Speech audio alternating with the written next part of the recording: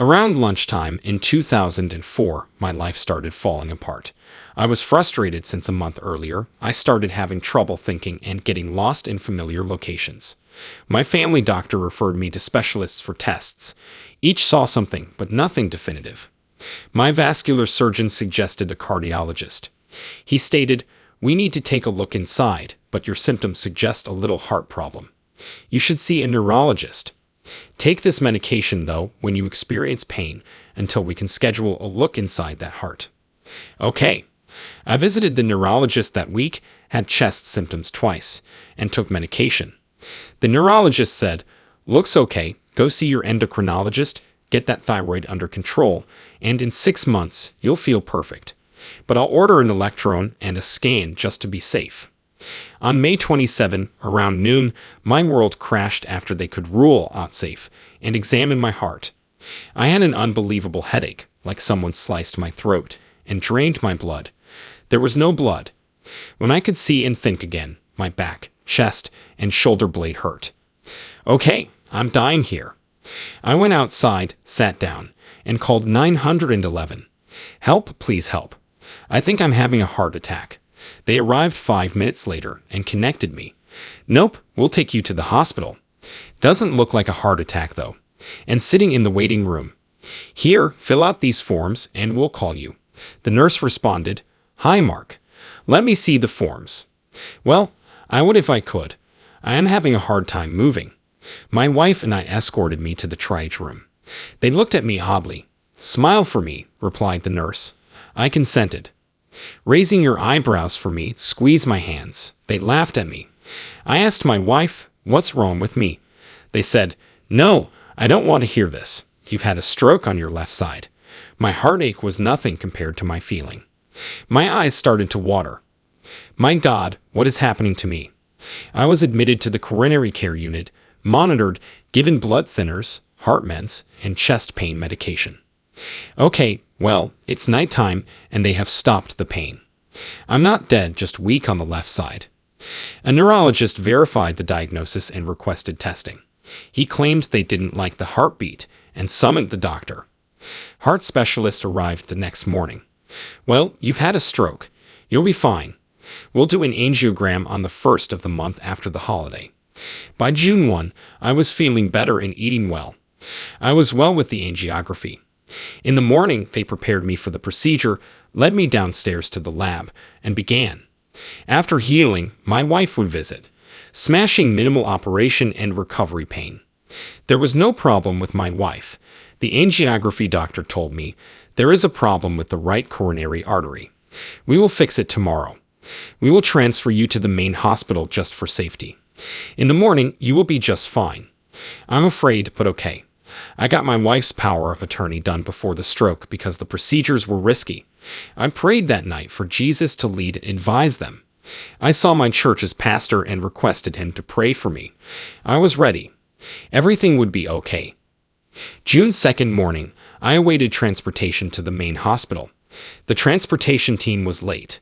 I was scheduled for the 10:30 a.m. operation. In summary, I arrived at 10:30. I was seen by my wife. We chatted. "If something should happen, you have the paperwork. Everything will be okay. I'll be in recovery when you get there." The nurses picked me up at 11 o'clock a.m. They instructed my wife to wait and will notify her when I was done. They took me into the suite to prepare it for the cardiologist. They draped me, put up local anesthetic, and played the doctor's favorite classical music. The doctor starts the treatment, administers local, inserts the catheter. I absorbed the roommates' and doctor's conversations. My wife was advised an hour to 1.5 hours, going on for an hour and a half. The moving camera puts pressure on my chest. I hear them discussing stent and catheter pressures. Suddenly, the doctor says something really wrong. I think, oh, what? People suddenly stopped talking and started speaking from the rear of the lab where the computers sit. Furious talking is heard from afar. Is that a clot? Not sure. Is it? Don't know. Pressure in my chest. I groaned. From across the table, "Are you in pain?" "No, just a lot of pressure." "The pressure should go away." As I felt something cold enter my arm, another voice asked, "Did you give him the morphine?" Who replied, The equipment, monitors, shields, and lights came on. I thought, this is big trouble, when I heard the cardiologist ask, should I remove the catheter or leave it inflated? A voice said, leave it in. I'll take it out when I'm finished. Then I saw a man. He appeared friendly and encouraging. Introduced himself. I don't have time to explain what happened, but something went wrong. I'm going to take you to open heart surgery. We'll take care of you. We'll get the authorization from your wife. Perhaps worried. I was so scared that all I could do was pray for them to have the Lord with them. After my wife entered, I spotted the doctor in scrubs. My wife held my hand, and the doctor said, we'll do our best. See you after you recover. As they rolled me down the hall to the elevator, I said my last goodbye to someone I loved so much. The anesthesiologist looked down at me and remarked, you'll be asleep before we get there. I woke up on a ventilator with many tubes and cables. My wife attended. They checked, wiped, and injected. She held my hand and whispered, you're going to be all right, honey. It's all right. I realized something serious had happened. Blood hung from my chest, and I felt like I had jumped from a 10th floor building onto my breastbone.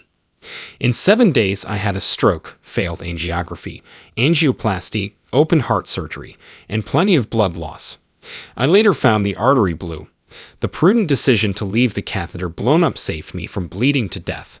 I discovered that my mild to moderate heart issue was more than moderate and that being on the heart-lung machine had done additional damage. Everything, and now I hurt. Hard to breathe. Dizzy, my blood pressure is plummeting. What else could go wrong? Be careful with your prayers. Things were improving as I recovered from my latest assault. I walked and sat in a chair by the bed for an hour. I started eating again and said, thank you, Lord, for allowing me to stay to do whatever it was you wanted me to do for you, even though I still don't know what you want. But thank you for the lesson learned. On June 5, the surgeon and other doctors are discussing going home. Well done, still difficult to navigate. I'm weak. To wash myself from a chair next to the sink took over 2 hours, but it was looking up. They removed the chest tubes because I wasn't bleeding, and I made wash today. The doctor arrived mid-morning and said, we are thinking of cutting you loose this afternoon, but we may hang on to you for another day or so because your blood pressure keeps dropping. We're going to check your meds and adjust that. Just a day or so. My family visited while I was still praying and happy. Like rebirth. On June 6, I was ready to rest at home and do what God desired. I believed I would discover it and fulfill his request. I woke up early 7th. I felt restless. Nursing personnel changed at 7:00 a.m. I didn't see a nurse until after 7:30. I waited for hospital meals since I was hungry. Breakfast, what? I forgot what I ordered. I wanted to eat regardless. Sitting on the bedside, I watched TV after 7:00. I just used the restroom.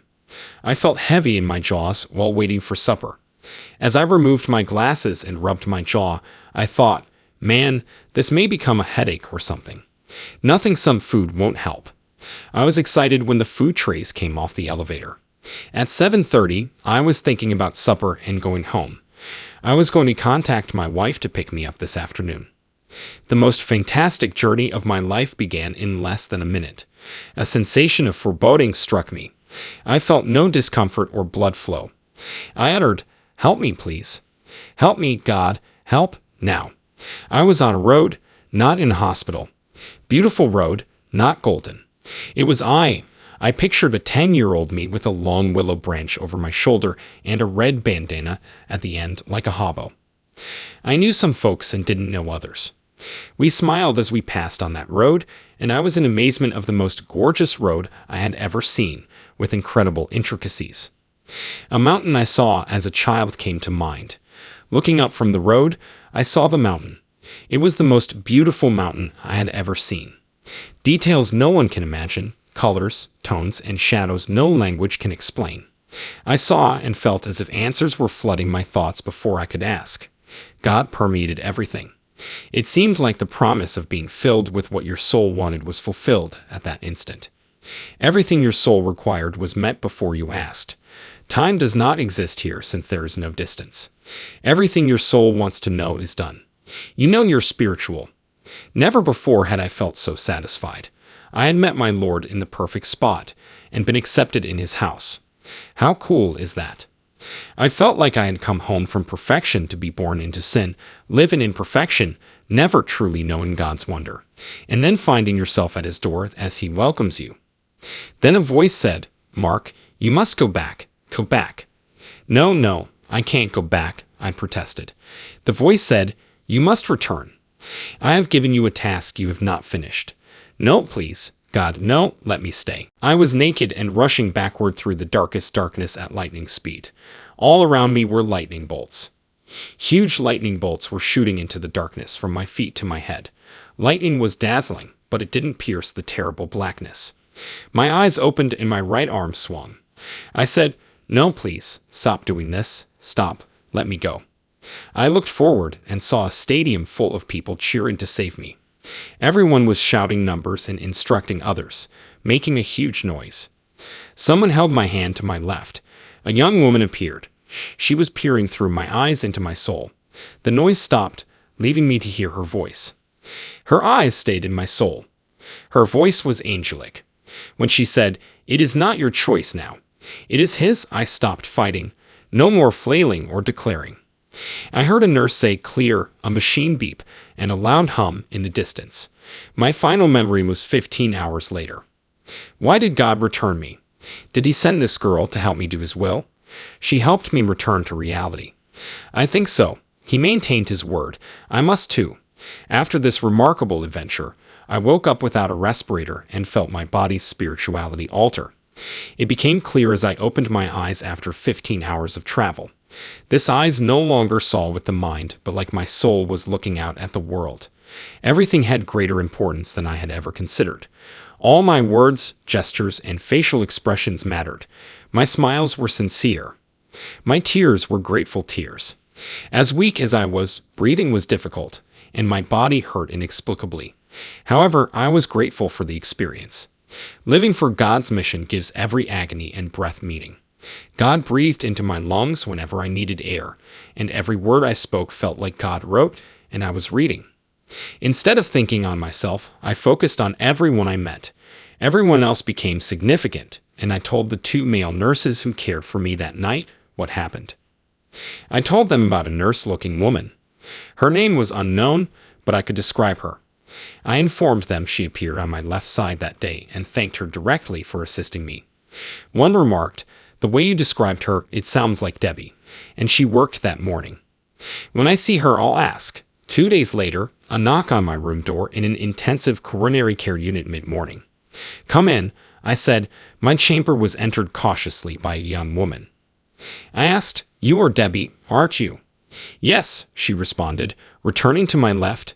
As she grasped my hand, she added, "So happy to see you doing so well after what you went through." I gazed into her eyes again and saw her soul. Thank you. You made it possible for me to return to this life. I did not want to come back, you know. You made it possible. God placed you there at just that time. Even the words you said to me, God sent an angel, you, to help me return to this world. My eyes were filled with tears and gratitude. I saw the Lord's Spirit in her. It immediately reminded me of a Bible verse. "I will never leave you alone. I will send an angel ahead to prepare a place for you." And my Father's favorite verse, "I go now to prepare a place for you, for in my Father's mansion there are many rooms." Everything made sense now. I was in God's house, but my Father sent me on an errand while he built my room. Are angels real? I wasn't sure. I now know they exist and are always present. I kneel before them and thank them every time I see that expression, the soul looking out in their eyes. Lord, I appreciate your presence in this soul. On June 10, I started moving and need constant supervision. To prevent abrupt cardiac death, my doctors are considering a chest defibrillator. The doctor discussed the risk before installing the gadget the night of the 14th. To ensure the device worked, they would stop my heart twice and shock me. Shaving followed sink washing. I prayed for everyone who would be in surgery the next day. I looked in the mirror suddenly. Again, I peered close. Was anyone there? The new me, who was within me, I no longer recognized the mark in their eyes. I asked the eyes looking back at me, "Who are you?" A gentle voice replied, "It is the new Mark, The old one no longer exists. I asked, "Good Lord, what do you want of me?" The voice replied, "You need to love more. You need to accept love more, be forgiving more. Keep in mind what you were privileged to see, a world that few would remember. Most important, love is the answer." I was in disbelief, crying and praising. Now I see with my heart, not my mind. I saw God. I realized I had seen him numerous times as a child. He showed me many things on earth that are in heaven, but I only saw what my eyes could see. I now understand that the Bible claimed heaven and earth were perfect at creation. Earth was perfect for man to have everything. Because our predecessors disobeyed, the planet is imperfect. God asks us all our lives, "Are you ready?" Your forefathers had perfection, but they weren't ready for it. Now are you ready? I had to die to grasp that. God asked and showed me, but I chose the human method. My method was best. I tell you that my dying was quiet and joyful. The return trip was difficult. Fearing that the darkness and anguish were my rejection from the ideal life everlasting to hell, I was terrified. Please learn. Before you die, know God's grace. Some learn the hard way. Some only understand when that relationship is threatened with withdrawal. Open your heart to witness I am's grace and strength. Believe that he is and that he has prepared a place for you without sorrow, misery, or human limits. Your soul wants no distance or time. That which the soul desires to view is seen in ways we cannot comprehend, understanding all that is present instantly and experiencing that God is in everything forever. He is perfect with you forever. He was my friend and his love was vital, but I had to die to realize it. His counsel is right. Just ask and listen. God usually whispers, but sometimes shouts. Why only listen when he yells? I left the hospital on June 17, 5 months ago. My life has changed since then. I've contacted my daughter and grandchildren, whom I hadn't seen in a while. I saw them all and had fun with them. I survived 3 hurricanes and their damage with my family. We went weeks without amenities. We had moments, but most importantly, we had each other. Whether this writing will continue is unknown. I could say more, but I'll let God do it. Pain, pleasure, insult, and harm have I endured. However, it is the point. God gave me everything for his reasons, not mine. If he gives me more time, I'll continue his task.